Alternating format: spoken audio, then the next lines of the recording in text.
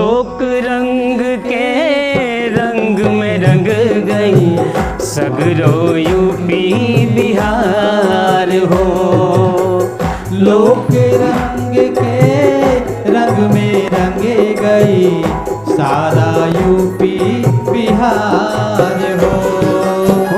का पटना का काशी नगरिया, का पटना का काशी नगरिया, का मथुरा का सिवान हो।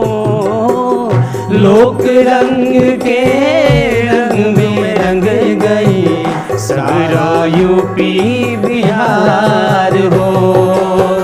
लोक रंग के रंग में रंग गई सारा यूपी बिहार हो।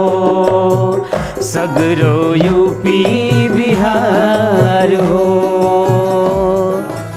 अरे सीमा जी, कहाँ खो गईलू भाई? चारपाई तोड़ा तारू बैठ के।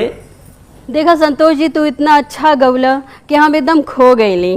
ओ हमहू कहे कि कहाँ चल गई है, आराम से बैठल बाड़ू, यानी हम चिल्लाता नहीं पूरा जोर जोर से है। तो जैसन कि संतोष जी देखा तू गौले होखा कि लोक रंग के रंग रंग गईलन सारा यूपी बिहार हो। तब भैया ये तो सच बात हो।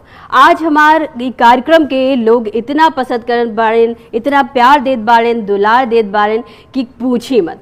लेकिन जोन तू गौला ओकरे दू जाओ और आगे हम ई कहब कि का पटना का काशी नगरिया, का मथुरा का सिवान हो।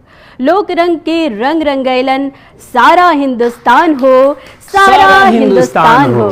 तब भैया खाली यूपी बिहार नहीं बल्कि सारा हिंदुस्तान जौन बा लोक रंग के रंग में एकदम रंग गइल बा, छा गइल बा, मस्त हो गइल बा, बल्ले बल्ले करत बा। बिल्कुल बिल्कुल।